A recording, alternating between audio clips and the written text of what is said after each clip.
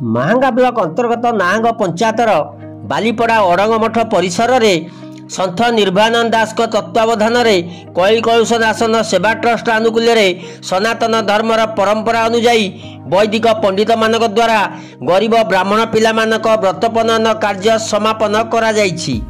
ଏହି ବ୍ରତପନୟନ କାର୍ଯ୍ୟକ୍ରମରେ ପଣ୍ଡିତ ପ୍ରଦୀପ୍ତ କୁମାର ଦ୍ୱିବେଦୀ, ପ୍ରଦ୍ୟୁମ୍ନ କୁମାର ପଣ୍ଡା, ବିଷ୍ଣୁ ପ୍ରସାଦ ଷଡ଼ଙ୍ଗୀ, ତପନ କୁମାର ନନ୍ଦ, ଗୋଲକ ଚନ୍ଦ୍ର ଶତପଥୀ, ଅଜିତ କୁମାର ଦାସ, ରାଜକିଶୋର ପଣ୍ଡା ଓ ମନ୍ଦିରର ମୁଖ୍ୟ ପୂଜକ ଅଭିନବ କୁମାର ଶତପଥୀ ଅଂଶଗ୍ରହଣ କରିଥିଲେ। କର୍ତ୍ତାକର୍ତ୍ତୀ ଭାବରେ ରଞ୍ଜନ କୁମାର ମିଶ୍ର, ସରୋଜିନୀ ମିଶ୍ର, ମାନସ କୁମାର ଦାସ, ପୁଷ୍ପାଞ୍ଜଳି ଦାସ ଦାୟିତ୍ୱ ନିର୍ବାହ କରିଥିଲେ। परिवार पक्षर प्रेमलता मिश्र, अशोक कुमार मिश्र उपस्थित रही कार्यक्रम परिचालन में सेवा ट्रस्ट समस्त सदस्य सहयोग करते। यही कार्यक्रम में बहु गणमाध्यम प्रतिनिधि जोग देते। यह पूर्वर सेवा ट्रस्ट पक्षर बहु गरीब ब्राह्मण पिला व्रतपनन कार्य करा जायथिला।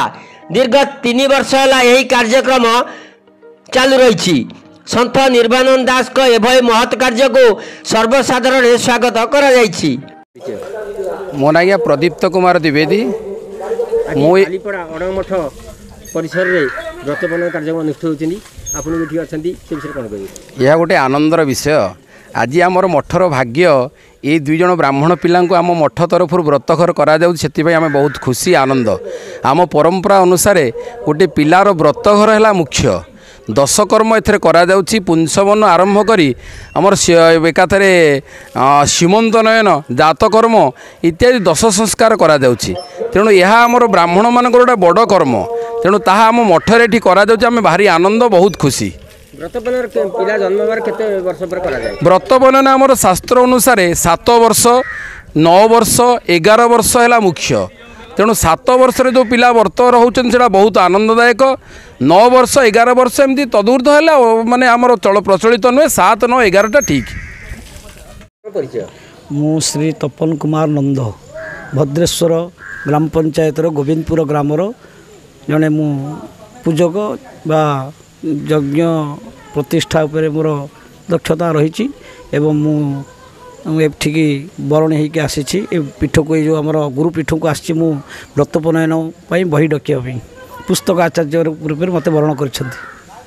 बालीपड़ा अड़ंग मठ प्रांगण रे आज्ञा परिसर रे आपण पूजा अर्चना करछंती। आज्ञा व्रतपनयन कार्यक्रम से व्रतपनयन विषय टी संक्षेप रे ये हूँ गुरुपीठ निर्भयानंद महाराज ये हूँ गुरुपीठ। ये बहु पुराणा कार ये प्रथम गुरुपीठ। यहाँ हूँ प्रथम गुरुपीठ। ता ये गुरुपीठ रे गरीब पिला मानकर व्रतपनयन होउची। बहुत धर्म कार्य होउची। आज पिला मानकर गरीब पिला मानकर ये व्रतपनयन आमर ब्राह्मण पिला माने संस्कार पाई 10 संस्कार पाई व्रतपनयन करा जाउछि। जन्मना जायते शूद्र संस्कार द्विज मुच्यते वेदभ्यास भवेद विप्र ब्रह्म जानाति ब्राह्मण। तेणु संस्कार आम ब्राह्मण मानकर 10 संस्कार अच्छी, क्षत्रिय मानकर 9 संस्कार अच्छी। सब संस्कार करा जाउछि माने से व्रतपनयन कले तांकर शरीर शुद्धि होगापी आम व्रतपनयन करा जाउछि। कोंतु परिचय? अजित कुमार त्रिपाठी, कुआपाड़ जलसरपुर। आज बालीपड़ा अड़ंग मठ परिसर व्रतपनयन कार्यक्रम कराउथला। आपण पूजक भाव में जोग देथिले से विषय कोन कहबे?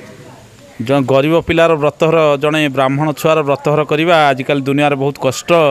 से कष्टरू 2टी बंधु आसी पहुँची आम व्रतहर करूँ केमी करवा कौन करवा से सहयोग आज से आम कथा देलु। आज आम व्रतहर करवा आउ लोक मानकर जो सहयोग सदिच्छा ये जगन्नाथ पीठर जगन्नाथ बाबांकर जो महिमा से पीठरे आज आम से एकत से जो देथिबा कथा को आज पूर्णांग करिछु। आउ तपन नंद जे होचंदी आमर विशिष्ट पंडित एवं जे होचंदी तरित बुहालर जने पंडित जांक ना होची प्रदीप्त कुमार द्विवेदी। से मानकर सहयोग रे आम आज यही पीठरे यही माँ पीठरे यही जगन्नाथ धाम पीठरे आज जो यही कार्यक्रम करिचु से समस्त मंगल हो एवं पिला मानकर मंगल हो। यही हूँ आम आशा उद्देश्य। ये हूँ नारायण, ये हूँ राम। राम नारायण नाम पूर्ण नूतन राम दिखाई। ये मानकर कामना प्रभु जो प्रभु मंगल करंतु। जो व्रतपनयन होची से कार्य सिद्धि हो। एमाने ତାଙ୍କର ଉତ୍ତର ଉନ୍ନତି ହଉ, ବିଦ୍ୟା ବୁଦ୍ଧି ପ୍ରାପ୍ତି ଫଳ ପ୍ରାପ୍ତି ହଉ। ବଡ଼ ମଣିଷ ହୋଇ ଆମ ଗାଁର ନାଁ ରଖନ୍ତୁ, ଏତିକି ହେଉଛି ଆମର ଆଶୀର୍ବାଦ। ପ୍ରତ୍ୟେନ ଦୀକ୍ଷାମ୍ ଆପ୍ନୋତି ଦୀକ୍ଷୟାମ୍ ଆପ୍ନୋତି ଦକ୍ଷିଣାମ୍ ଦକ୍ଷିଣା ଶ୍ରଦ୍ଧାମ୍ ଆପ୍ନୋତି ଶ୍ରଦ୍ଧୟା ସତ୍ୟମ୍ ଆପ୍ୟତେ। ଆଜ୍ଞା ଆପଣଙ୍କ ପରିଚୟ? ମୁଁ ହେଉଛି ପ୍ରଦ୍ୟୁମ୍ନ କୁମାର ପଣ୍ଡା।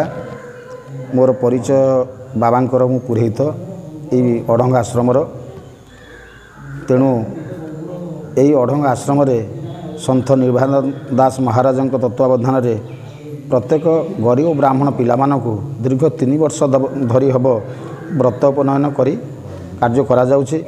ତେଣୁ ବ୍ରାହ୍ମଣମାନେ ଏ ସୃଷ୍ଟିକି ରଖିଛନ୍ତି ଏବଂ ବ୍ରାହ୍ମଣମାନଙ୍କର ସୃଷ୍ଟି ହେଉଛି ବ୍ରହ୍ମଣ୍ୟ ଜାନାମାନା ହିଁ ପୃଥିବ୍ୟାଂ ମଧ୍ୟ ତିଷ୍ଠତି ଧର୍ମକୋଶ ରକ୍ଷଣାର୍ଥୀ ବେଦ ଖଡ଼୍ଗ ସୁଧାରସମ୍। ତେଣୁ ବେଦରୂପକ ଖଡ଼ଗକୁ ବ୍ରାହ୍ମଣମାନେ ସଂସ୍କାର ହେଲେ ବେଦରୂପକ ଖଡ଼ଗକୁ ଧରି ସମସ୍ତ ସଚରାଚର ଜଗତକୁ ଅମୃତ ପ୍ରଦାନ କରିବେ। ତେଣୁ ଏହି ସନ୍ଥ ନିର୍ଭୟାନନ୍ଦ ଦାସ ମହାରାଜଙ୍କ ତତ୍ତ୍ୱାବଧାନରେ ଏଇ ଯେଉଁ ମାଙ୍ଗଳିକ କାର୍ଯ୍ୟ କରାଯାଉଛି ଏ ବହୁତ ଉନ୍ନତିମୂଳକ କାର୍ଯ୍ୟ। ଏହି କାର୍ଯ୍ୟ ଆଗକୁ ଏମିତି ଚାଲି ରହିବ। କେତେ ବର୍ଷ ଚାଲିଲାଣି? ଦୀର୍ଘ 3 ବର୍ଷ ହୋଇଯିବ ଏହିପରି ଚାଲି ରହିଛି ଏବଂ ଆଗକୁ ଚାଲୁ ରହିବ। ଆଜ୍ଞା ମହାରାଜ ପ୍ରଣାମ। ଆଜି ବାଲିପଡ଼ା ଅଢ଼ଙ୍ଗ ମଠ ଆଶ୍ରମରେ ବ୍ରତ ବନ୍ଧନ କାର୍ଯ୍ୟକ୍ରମ ଚାଲୁଅଛି, ଆପଣ ବି ଉପସ୍ଥିତ ଅଛନ୍ତି, ସେ ବିଷୟରେ କ'ଣ କହିବେ? ଜୟ ଜଗନ୍ନାଥ। ବର୍ତ୍ତମାନ ଆମର ସନାତନ ଧର୍ମର ପରମ୍ପରା ଅନୁଯାୟୀ ଯେଉଁ ଆମର ବ୍ରାହ୍ମଣ ଘରେ ଜନ୍ମ ନେଇଥିବା ଯିଏ ବି ଜନ୍ମ ନିଏ ଜନ୍ମ ଯାଏତେ ଶୂଦ୍ର, ତାଙ୍କର ଦଶମସ୍ତ ସଂସ୍କାର ପାଇଁ ଏ ଅଢ଼ଙ୍ଗ ମଠରେ ଆମର এই ଆରେଞ୍ଜମେଣ୍ଟ କରାହୋଇଯାଇଥିଲା ଏବଂ ବହୁତ ଲୋକଙ୍କର ଅନୁଗାମୀରେ ଏବଂ କଳିକଳୁଷନାଶନ ସେବା ଟ୍ରଷ୍ଟ ଆନୁକୂଲ୍ୟରେ ଆମେ କିଛି ତାଙ୍କୁ ଦାନ କରେଇ ତାଙ୍କର କର୍ମକୁ ସମ୍ପାଦନ କରିଥିଲୁ। ମୋ ନାଁ ଗାୟତ୍ରୀ ପାଣ୍ଡେ, ମୁଁ ପଣସୁଧାରୁ ଆସିଛି। ଆଜି ବାଲିପଡ଼ା ଅଢ଼ଙ୍ଗ ମଠ ପରିସରରେ ବ୍ରତ ବନ୍ଧନ କାର୍ଯ୍ୟକ୍ରମ କରାଯାଇଥିଲା ମହାରାଜଙ୍କ ତତ୍ତ୍ୱାବଧାନ, ସେ ବିଷୟରେ କ'ଣ କହିବେ? ମଠଟି ବହୁତ ଭଲ, ଆମେ ବି ଦେଖିଲୁ ପରିବେଶ ବହୁତ ଭଲ ପରିବେଶ। ଆଉ ଏଠି ଆମ ଭଣଜା ବ୍ରତ ହେଲେ ଏଠି ବହୁତ ଯାହାର ଅର୍ଥ ଅଭାବ ନିହାତି ଗରିବ ଲୋକ ସେମାନେ ଏଠି ଆସିକି ବ୍ରତ ବନ୍ଧନ କରିପାରିବେ। ଆଉ ଏଟା 3 ବର୍ଷ। ମାହାଙ୍ଗାରୁ ବିଜୟ କୁଆରଙ୍କ ରିପୋର୍ଟ, ନିର୍ବାଣ ଲାଇଭ୍।